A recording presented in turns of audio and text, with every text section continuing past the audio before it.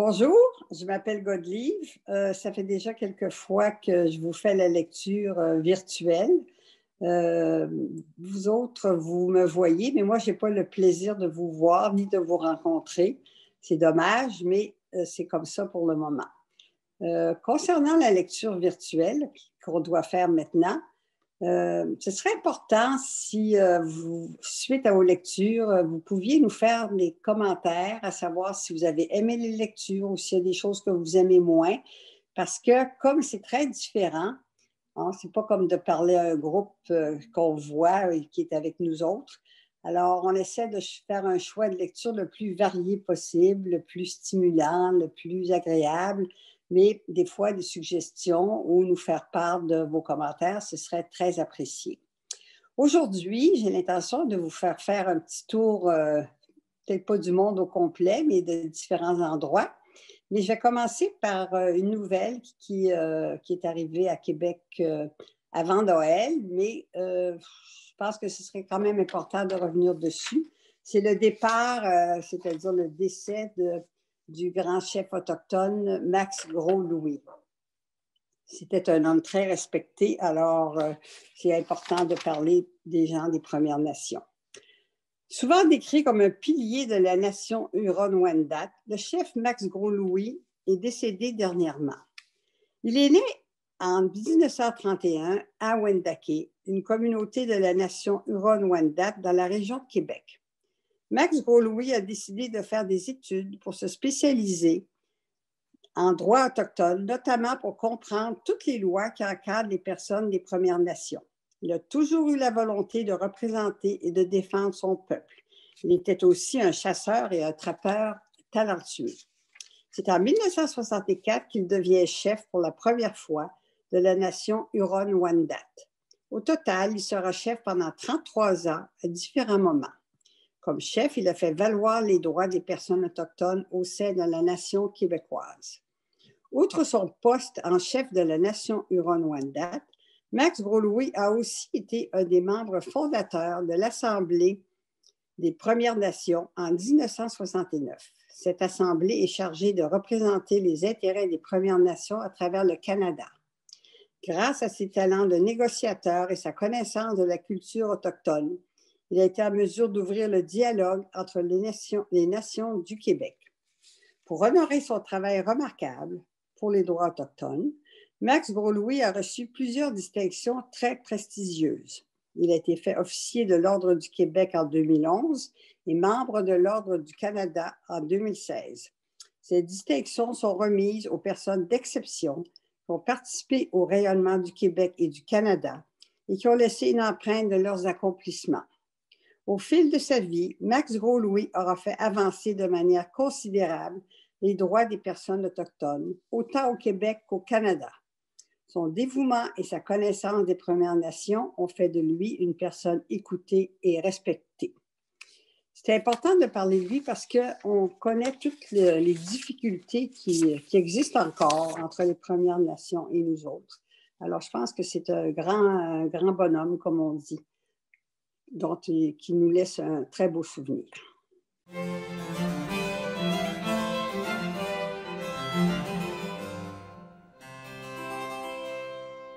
Comme deuxième lecture, comme je vous ai dit tout à l'heure, j'ai l'intention qu'on se promène un peu aujourd'hui. Là, on est au mois de janvier, ça va nous faire du bien de sortir de l'hiver puis d'aller un petit peu dans la campagne.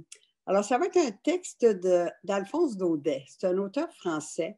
Je pense qu'il doit en avoir plusieurs de vous autres qui ont lu à l'école. En tout cas, moi, je l'ai lu à l'école, là. Et aussi La chèvre de M. Séguin, La petite chèvre de M. Séguin. Mais ce n'est pas celle-là que je vais vous lire, c'est une autre de M. Daudet qu'il a écrit à un moment donné quand il a décidé de quitter Paris pour s'en aller s'installer à la campagne en Provence. Ça m'a fait penser aussi à ce qui se passe un peu ici au Québec, qu'il y a beaucoup de gens depuis la pandémie qui veulent quitter les grosses villes pour aller s'installer à la campagne. Alors lui, c'était un avant-gardiste puisqu'il a fait ça un petit peu avant. Je vous avertis qu'il y a quelques mots qui sont un peu particuliers, très français, mais ce n'est pas grave, ça ne nuit pas à la lecture. Là, puis avec le contexte, là, vous n'aurez pas de difficulté à le suivre. Alors, M. Daudet s'en va à la campagne. Le titre s'appelle Installation. Ce sont les lapins qui ont été étonnés. Depuis si longtemps qu'ils voyaient la porte du moulin fermée, les murs et la plateforme envahis par les herbes, ils avaient fini par croire que la race des meuniers était éteinte. Et trouvant la place bonne, ils en avaient fait quelque chose comme un quartier général, un centre d'opération stratégique. Le moulin de Gemap des lapins. La nuit de mon arrivée, il y en avait bien, sans mentir, une vingtaine, assis en rond sur la plateforme, en train de se chauffer les pattes à un rayon de lune.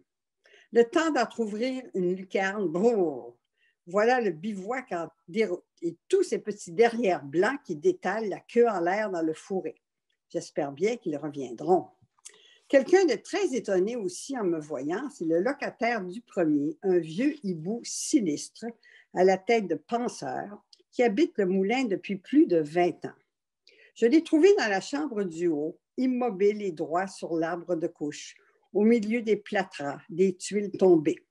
Il m'a regardé un moment avec son œil rond, puis, tout effaré de ne pas me reconnaître, il s'est mis à faire « ouh, ouh » et à secouer péniblement ses ailes grises de poussière.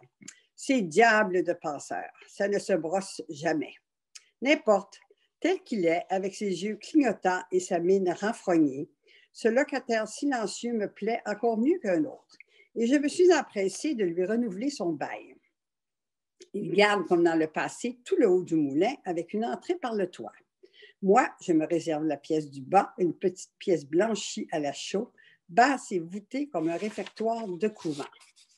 C'est de là que je vous écris ma porte grande ouverte au bon soleil. Un joli bois de pin, tout étincelant de lumière, dégringole devant moi jusqu'au bas de la côte. À l'horizon, les Alpilles découpent leurs crêtes fines. Pas de bruit, à peine, de loin en loin, un son de filtre. Un courlis dans les lavandes, un grelot de mules sur la route, Tout ce beau paysage provincial ne vit que par la lumière. Et maintenant, comment voulez-vous que je le regrette, mon Paris bruyant et noir? Je suis si bien dans mon moulin. C'est si bien le coin que je cherchais, un petit coin parfumé et chaud, à milieu des journaux, des fiacres et du brouillard. Et que de jolies choses autour de moi. Il y a à peine 8 jours que je suis installée. J'ai déjà la tête bourrée d'impressions et de souvenirs. Tenez, pas plus tard qu'hier soir, j'ai assisté à la rentrée des troupeaux dans une ferme qui est au bas de la côte. Et je vous jure que je ne donnerai pas ce spectacle pour toutes les premières que vous avez eues à Paris cette semaine. Jugez plutôt. Il faut vous dire qu'en Provence, c'est l'usage, quand viennent les chaleurs, d'envoyer le bétail dans les Alpes. Bêtes et gens passent 5 ou 6 mois là-haut, logés à la belle étoile, dans l'herbe jusqu'au ventre. Puis, au premier frisson de l'automne, on redescend à la ferme et l'on revient brouter bourgeoisement les petites collines grises que parfume le romarin. Donc, hier soir, les troupeaux rentraient. Depuis le matin, le portail attendait, ouvert à 2 battants. Les bergeries étaient pleines de paille fraîche. D'heure en heure, on se disait « Maintenant, ils sont à Aiguillère, maintenant au Paradou. » Puis tout à coup, vers le soir, un grand cri « Les voilà !» Et là-bas, au lointain, nous voyons le troupeau s'avancer dans une gloire de poussière. Toute la route semble marcher avec lui. Les vieux béliers viennent d'abord, la corne en avant, l'air sauvage. Derrière eux, le gros des moutons, les mères un peu fatiguées, leurs nourrissons dans les pattes. Les mules à pompons rouges portant dans des paniers les agnolets d'un jour qu'elles bercent en marchant. Puis les chiens tous suivants, avec des langues jusqu'à terre, et 2 grands coquins de berger drapés dans des manteaux de cadirou qui leur tombent sur les talons comme des chapes. Tout cela défile devant nous joyeusement et s'engouffre sous le portail en piétinant avec un bruit d'averse. Il faut voir quel émoi dans la maison. Du haut de leur perchoir, les gros pans vert et or à crête de tulle ont reconnu les arrivants et les accueillent par un formidable coup de trompette. Le poulailler qui s'endormait se réveille en sursaut. Tout le monde est sur pied. Pigeons, canards, dindons, pintades. La basse-cour est comme folle. Les poules parlent de passer la nuit. On dirait que chaque mouton a rapporté dans sa laine, avec un parfum d'alpes sauvages, un peu de cet air vif des montagnes qui grise et qui fait danser. C'est au milieu de tout ce train que le troupeau gagne son gîte. Rien de charmant comme cette installation. Les vieux béliers s'attendrissent en revoyant leur crèche. Les agneaux, les tout petits, ceux qui sont nés dans le voyage et n'ont jamais vu la ferme, regardent autour d'eux avec étonnement. Mais le plus touchant encore, ce sont les chiens. Ces braves chiens de berger, tout affairés après leurs bêtes et ne voyant qu'elles dans la ferme. Le chien de garde a beau les appeler du fond de sa niche. Le seau du puits, tout plein d'eau fraîche, a beau leur faire signe. Ils ne veulent rien voir, rien entendre avant que le bétail soit rentré, le gros loquet poussé sur la petite porte à claire-voie et les bergers attablés dans la salle basse.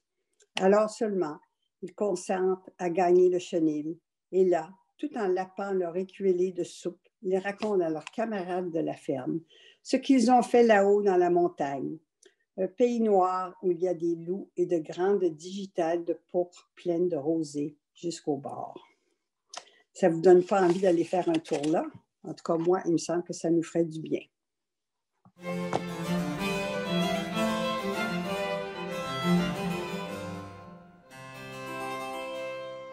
Bon, comme prochaine lecture, je l'ai prise dans un livre qui s'appelle Bouillon de poulet pour l'âme des Québécois. Donc, ce sont toutes des choses qui se passent dans notre région. C'est un titre de livre qui est un peu drôle, si on peut dire, mais dedans, il y a toujours des petits bijoux d'histoire, puis ce sont toujours des histoires vraies qui sont arrivées à certaines personnes, alors c'est peut-être bon de les vivre avec eux autres. Il s'agit d'un événement tragique dans un sens, mais qui nous aide à apprécier tous les moments de la vie. Le titre, c'est 10 aiguilles. Ce jour-là, mon meilleur ami Patrick arriva chez moi comme un cheveu sur la soupe en me demandant si je pouvais lui rendre un service délicat. Martin, je connais un homme dont le fils Sean, âgé de 12 ans seulement, se retrouve pour la première fois déjà dans sa courte existence à lutter contre un cancer d'une forme très rare. La semaine passée, il a dit une fois de plus à son père qu'il aimerait écrire un livre sur sa vie. En fait, la situation de ce jeune garçon commence à se compliquer avec sa maladie. Il répète toujours à ses parents qu'écrire ce livre serait l'un de ses derniers rêves les plus importants à réaliser avant de partir. Il veut que son livre s'appelle 10 aiguilles, parce que depuis qu'il a 9 ans, il doit recevoir en moyenne 10 piqûres par jour. À ce moment bien précis, mon cœur s'est serré. Je retenais mes larmes. Mon ami Patrick enchaîna alors. Toi qui as déjà écrit 2 livres, Martin, accepterais-tu de rencontrer ce jeune homme pour l'interviewer, enregistrer ses réponses et peut-être mettre en page quelque chose pour lui?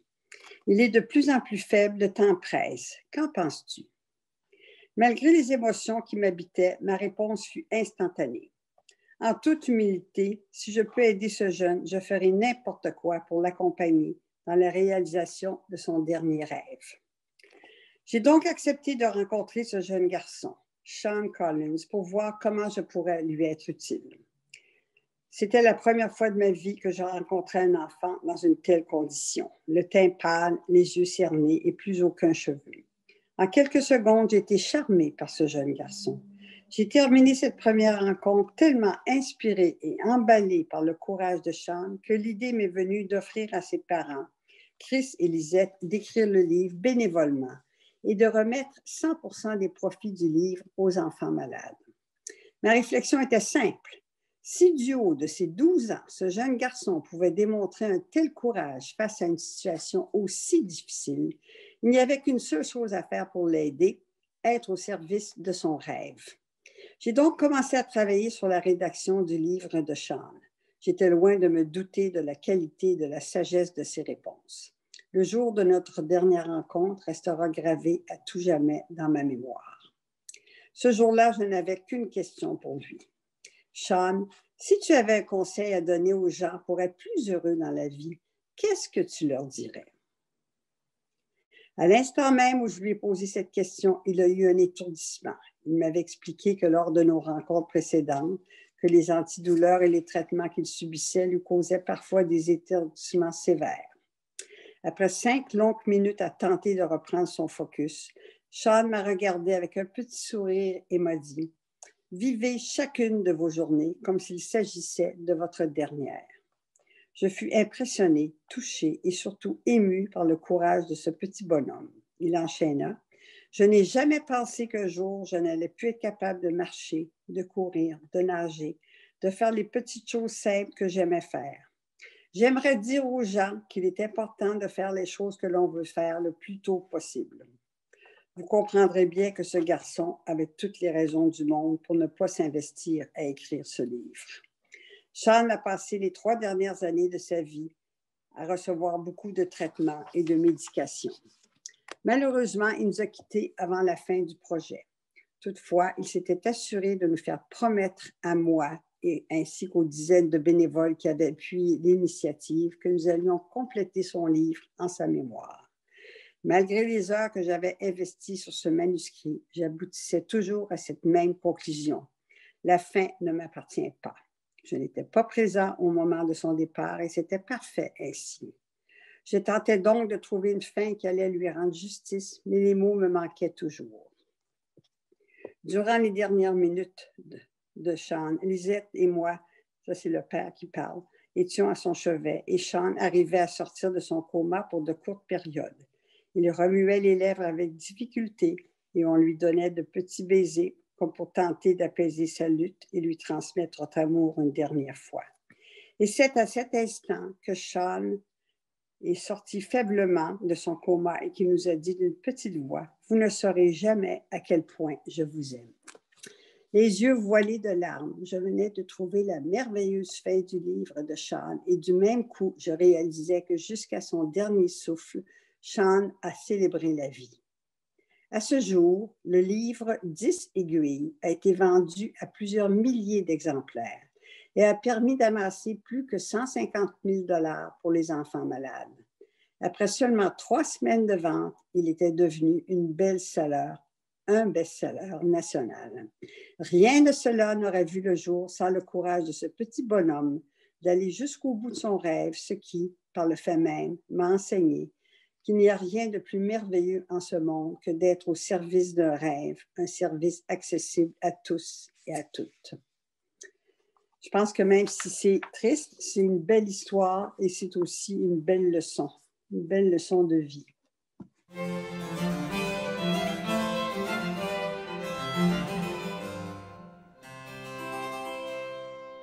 Bon, pour la prochaine lecture, j'ai un texte de Gilles Vigneault dans un petit livre qui est comme ceci. Je ne sais pas si vous avez connu ça, vous autres, les livres qu'on ouvrait avec un coupe-papier. Alors, les feuilles, qu'il fallait ouvrir chaque feuille avec le coupe-papier. Alors, ça veut donc dire que ce n'est pas nouveau comme livre. Là, ça fait longtemps que ça a été publié. Et Gilles Vigneault, c'est un conteur extraordinaire. Hein? Là, c'est une histoire, on s'en va dans le monde des castors, là, mais il a intitulé le titre « Conte, trait d'union, fable ». Ça veut donc dire que c'est une histoire inventée, puis que fable, ben, il veut peut-être nous faire une petite leçon. Alors, je commence. Il était une fois, dans un petit bois de bouleaux et de trembles, un petit castor honnête qui s'exerçait à construire sa digue personnelle et sa maison d'hiver aux frais des arbres jeunes et d'un ruisseau qui passait par là. On était en automne et tout était rousseur, jusqu'au soleil qui mélangeait de l'or pâle à sa lumière. Sur la rivière toute proche, la digue des parents était prête et le petit castor dont je parle n'avait rien à faire que de jouer. Mais jouer pour jouer n'est pas longtemps intéressant. Tandis que jouer au travail, jouer à faire semblant de ne pas avoir le temps de jouer, voilà le beau jeu quand on a hâte d'être grand. Pour un castor qui sait jouer, le jeu, c'est la digue. Donc, il coupait les trembles jeunes en petits billots pointus de 2 bouts et les piquait laborieusement dans la glaise entassée à grand-peine au milieu du ruisseau. Soudain, au beau milieu de ses travaux, un nuage passa devant le soleil et l'ombre enveloppa le jeune bâtisseur. Mais ce n'est pas un nuage. Par la loutre, qui sait toute chose, c'est un oiseau. Je suis l'aigle. L'ombre était immense maintenant et recouvrait la digue. Tu es un petit travailleur, je te fais peur, je remonte. Non, ce mot lui avait échappé. Tu veux savoir? Oui. Bon, d'en haut, on voit tout, on sait tout. On voit venir de loin le chasseur, la crue des eaux, les nuages à pluie, les nuages à neige, les outardes qui déménagent, les perdrix qui s'installent, les caribous qui fuient tout le temps et on s'ennuie. Et vous n'êtes pas méchant? Méchant, moi, les goélands qui vous ont dit ça. Ils voudraient que tout le monde passe pour des mangeurs de tout comme eux. Je ne suis pas méchant, je suis un aigle. Je ne suis pas une hirondelle. Tiens, c'en est une qui n'a pas une belle réputation pour sa grosseur. L'aigle avait replié ses ailes et se promenait maintenant le long du ruisseau, examinant les travaux d'un œil de connaisseur. Est-ce que je peux t'aider? Mais la réponse était muette. J'aime ton travail, petit. Est-ce que tu aimerais que je vienne demain avec gros comme ça de glaise dans mes serres? Excusez-moi, mais ce n'est pas nécessaire.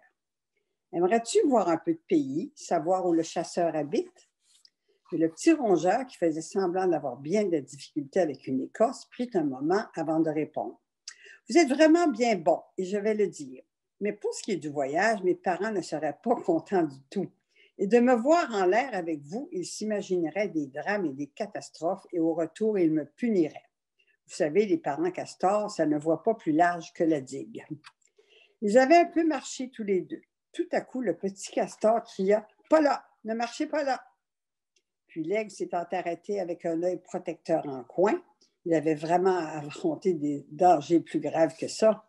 Il vit le petit castor découvrir une énorme machine de fer sous les feuilles mortes et avant qu'il ait pu dire quoi que ce soit, le brave petit animal avait jeté dessus un bout de tremble et les mâchoires de fer faisaient clac. Il y avait 2 morceaux de tremble. Il y a longtemps que j'aurais dû le faire. C'est un piège pour prendre les ours. Mais ça finirait pas mal à quelqu'un. Ça finirait par faire mal à quelqu'un. Il faudra traîner tout ça dans la rivière. Il y a longtemps que tout le monde sait qu'il est là. On le laisse tendu pour faire semblant. Sans même oser proposer son aide pour mener le piège à la rivière, l'aigle remercia beaucoup, s'excusa brièvement et s'envola. Je reviendrai à un de ces jours.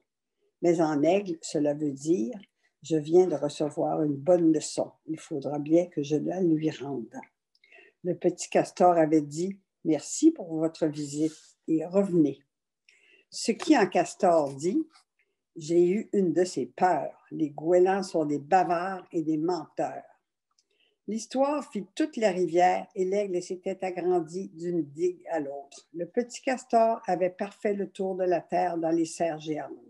Les goélands avaient été réduits à se cacher plusieurs saisons. Les ours avaient construit une digue imprenable et 1000 autres merveilles. Mais en chasseur, en ours, en aigle et en castor, cela revient à dire, il faut parler aux gens avant de les manger. Vous voyez, c'est un conte tout en étant une fable, parce qu'il nous donne une belle leçon encore une fois. Bon, j'espère que vous avez aimé votre petit tour à l'entour d'une digue. Vigneault est vraiment un gars extraordinaire pour écrire des choses aussi simples, mais aussi belles en même temps.